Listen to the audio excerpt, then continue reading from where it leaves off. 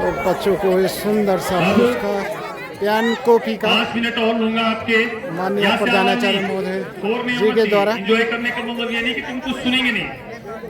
आज बाल दिवस के उपलक्ष्य में चाचा नेहरू पर 2 शब्द लिखने के लिए कहा गया था, उसने प्रतिभाग किया। उनमें तुमने प्रतिभाग किया और सेकंड नंबर निकल रखे हैं। उनके नाम इस प्रकार कह रहा हूँ। सीनियर वर्ग ऊपर करो जी। बोरा होगा तू थक गया ऐसे कर सबसे पहले सीनियर वर्ग प्रथम स्थान प्राप्त किया अर्पित गुप्ता, कक्षा 9। कॉपी ऊपर करो रे, स्टैंड अप नहीं रखा। जोरदार तालियां उस बच्चे के ऊपर कर दो रे जरा। मैं भी द्वितीय स्थान गार्गी 11 और तृतीय स्थान पे बहुत ज्यादा कंपटीशन रहा, जिसमें दोनों बच्चों ने बराबर अंक प्राप्त किए। तृतीय स्थान पर है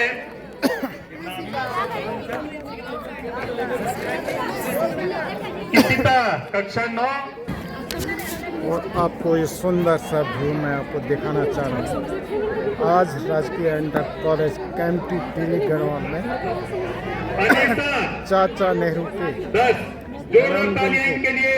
धूमधाम से बाल दिवस के रूप में मनाया जा रहा प्रथम स्थान प्राप्त किया है। है। और ये शाम के समय का 3 बजे का ये सुंदर सा दृश्य आपको मैं दिखाई दे रहा हूँ। जोरदार तालियां इनके इस लिए। समय वेरी गुड, बहुत गजब की बात है। सुंदर सा द्वितीय स्थान किसी को नहीं मिला। प्रथम स्थान पे दोनों बच्चे हमारे, दोनों जो कविता और निबंध में इस लड़की ने प्रथम स्थान प्राप्त किया। जोरदार तालियां इसके लिए।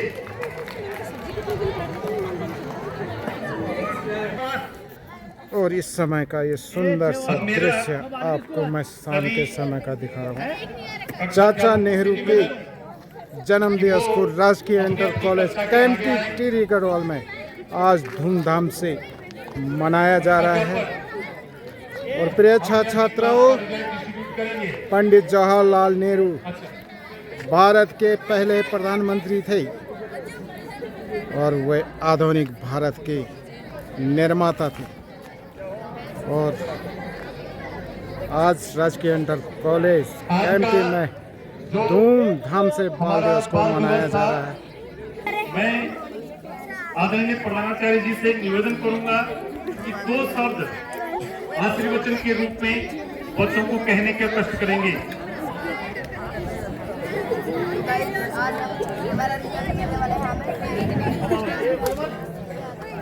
ये 12 वाले ये 4 लड़के पीछे विद्यालय परिवार के समस्त अल्लाह मत करो। विद्वान शिक्षक एवं शिक्षिकाएं व प्यारे बच्चों, आज हम पंडित जवाहरलाल नेहरू जी का जन्म दिवस मना रहे हैं।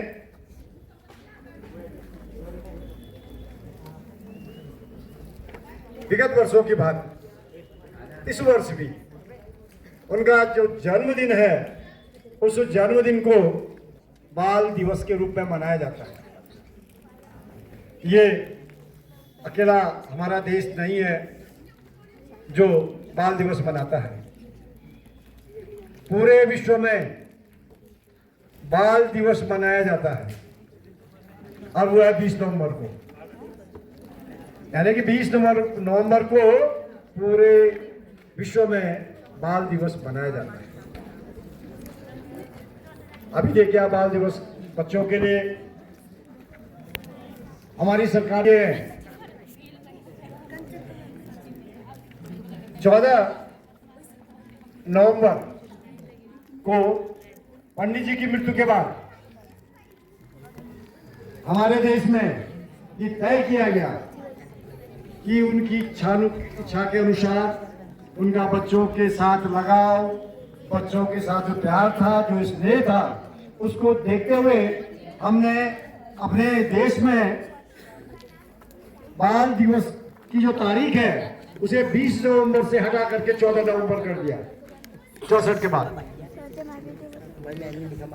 सन 64 के बाद ये व्यवस्था की गई कि भारत के जो प्रथम प्रधानमंत्री हैं उनकी इच्छानुसार उनके जन्मदिन को बाल दिवस के रूप में मनाया जाए।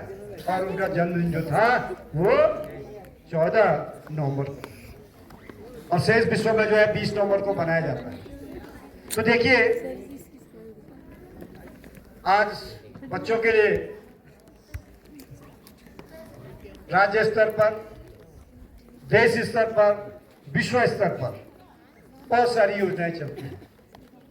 आप अपने ही देश में देखिए, अपने ही प्रदेश में देखिए, बच्चों के लिए निःशुल्क पाठ्यक्रम, निःशुल्क पुस्तकें, छोटे बच्चों के लिए निःशुल्क गणवेश, निःशुल्क बैग, निःशुल्क जूते, विभिन्न छात्रवृत्तियां दी जाती हैं उनके प्रोत्साहन के लिए। ये सारी सोच बच्चों के विकास के लिए है कि बच्चा आज का जो है वो हम कहते हैं आने वाले समय में देश के कर्णधार हैं, क्योंकि मनुष्य की एक जीवन सीमा होती है, आयु सीमा है। उस आयु सीमा के बाद उसे समाप्त होना है, उसके जीवन को नष्ट होना है, उसके शरीर को नष्ट होना है। तो उसका स्थान खोल लेगा पीछे से आने वाले लोग, पीछे से आने वाली पीढ़ी उस स्थान को प्राप्त करती है। इसीलिए कहा जाता है कि आज के जो होनहार बच्चे हैं वो कल देश के कर्णधार होंगे। इस चीज को आपको समझना है, और वो तभी संभव है जब कुछ बातों का विशेष ध्यान रखेंगे। वर्तमान समय की परिस्थितियों को देखते हुए पर्यावरण की समस्या पूरे विश्व की समस्या बन चुकी है। उसके लिए आपको समय समय पर जागृत किया जाता है कि आप वृक्षारोपण करें, अपने समाज को स्वच्छ रखें, ताकि आपके मस्तिष्क में स्वच्छ विचार उत्पन्न हो। आपका भाषण पूरा होना चाहिए और मैं भी बैठूंगा। आप एक आदर्श नागरिक बन सके, इसके लिए प्रयास किया जाता है। और ये प्रयास आपके घर से ही शुरू होते हैं जब आप छोटे बच्चे के रूप में रहते हैं। आप सीधे स्कूल में नहीं आए, पहला समय आपका आपके घर में बीता है। 2 से 3 साल तक आप अपने घर में रहे, और उसके बाद कि जो आपकी बुनियादी शिक्षा है वो आपका विद्यालय हो जाता है। लगभग 5 वर्ष की आयु से बच्चा जो है 22 और 24 वर्ष की आयु तक विद्यालय में रहता है। अपने घर को छोड़ करके गुरुजनों के बीच, अपने सहपाठियों के बीच रहता है, और उनसे ही वह सब कुछ सीखता है। उनके बीच रह करके अच्छी बातों को ग्रहण करता है। और हम वही आपको बताते हैं कि आप जो अच्छी बातें नहीं हैं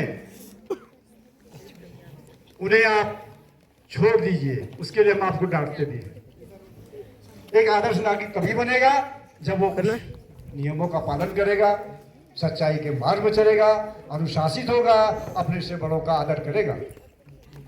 वही चीज विद्यालय में सिखाई जाती है।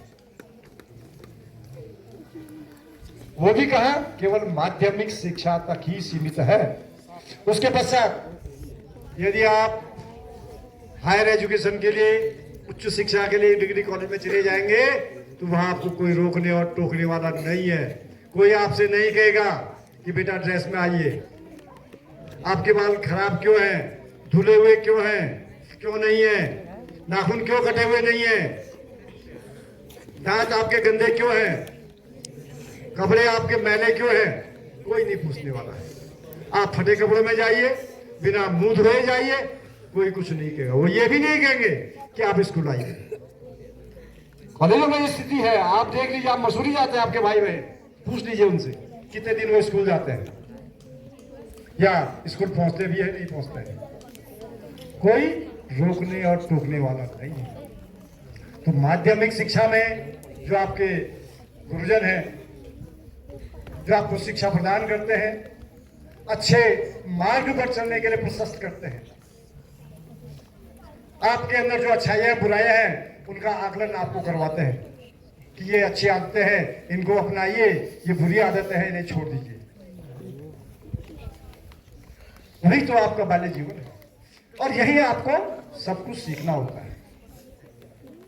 जो संस्कार, जो आदतें आपकी बन जाती हैं, वो आगे चल करके जीवित रहती हैं। तो प्यारे बच्चों, आज बाल दिवस के इस अवसर पर हमारे पूरे विद्यालय परिवार के द्वारा आपको थोड़ा सा नाश्ते की व्यवस्था की गई। हम नाश्ता ही करेंगे इसे। थोड़ा इस वर्ष हमने हट के किया है, नहीं तो हम दाल चावल बनाते हैं, लेकिन हमने इस समय थोड़ा हट के किया कि बच्चा रोज रोज दाल चावल नहीं खाता, थोड़ा कुछ नया किया जाए। और उसके लिए राणा मैडम और चित्रांगा मैडम बधाई के पात्र हैं कि जो सारी सामग्री मसूरी से लेकर आए, यहाँ से नहीं,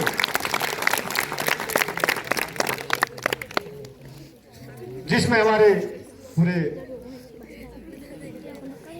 शिक्षिका बहनों का और शिक्षकों का भी पूर्ण योगदान है।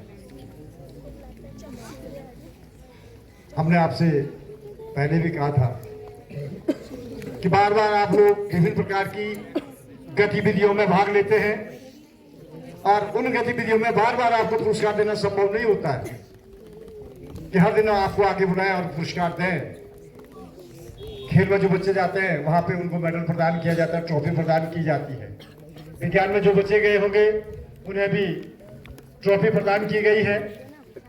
लेकिन विद्यालय स्तर पर जो हम कार्यक्रम करते हैं उसके लिए हमने तय किया था कि आपसे भी कहा था कि हम एक दिन आप सभी को कुछ ना कुछ पुरस्कार देंगे और बच्चे का सबसे बड़ा पुरस्कार है उसकी पेन और उसकी पुस्तक जो उसका साथ देती है जब तक वो पढ़ रहा है। बिना पेन और कॉपी के आपका काम नहीं होता। मैं आपको अगर टॉफी देता, चॉकलेट देता, अभी हम खाकर उसको थूक देते, थोड़ी देर बाद आप देखते नहीं चॉकलेट गई का। लेकिन पेन ऐसा है जब तक चलेगा 1 महीने तक आपको याद दिलाएगा। कॉपी जब तक खत्म नहीं होगी फिर आपको याद दिलाएगी। यदि उसमें आपने बहुत सारे अच्छे नोट्स बनाए हैं तो आपकी वार्षिक परीक्षा के बाद भी दूसरे भाई बहनों को दोगे तो वो नोट्स उसके काम आएंगे, तब वो उसको भी याद दिलाएगा। ये कॉपी हमें स्कूल से पुरस्कार में मिली थी। पुरस्कार की राशि बहुत बड़ी हो या छोटी हो, पुरस्कार तो पुरस्कार होता है। और हमने प्रयास किया कि जिन बच्चों ने कहीं भाग नहीं लिया वो मूक दर्शक हैं, वो भी तो हमारे प्यारे बच्चे हैं, निकम्मे हैं हर काम में, पर क्या करें, बच्चे तो हमारे हैं ना। तो हमने सोचा उन्हें भी उसी परिधि में लाया जाए जिस परिधि में हमने उन बच्चों को लिया जो हर कार्य में सक्रिय होते हैं। तो उनको भी हमने एक कॉपी पेन की व्यवस्था की। कोई भेदभाव नहीं है किसी के बीच में। तो आपका मुख्य उद्देश्य बेटा जो है, हमने परसों भी कहा, परीक्षाएं अर्धवार्षिक संपन्न हो चुकी हैं, खेल सारे खत्म हो चुके हैं। 10 और 12 की जो वार्षिक परीक्षा है वो सर पर नाचने वाली है। प्रत्येक बच्चे के प्रत्येक विषय के प्रोजेक्ट हैं, वो भी आपको बनाने हैं। जिनके प्रोग्राम पर परीक्षाएं होनी है उनकी भी पूर्ण तैयारी उनको करनी है। जनवरी में शीतावकाश हो जाता है 15 दिन का, उस समय विद्यालय बंद हो जाता है, तो आपके पास समय बहुत कम बचता है।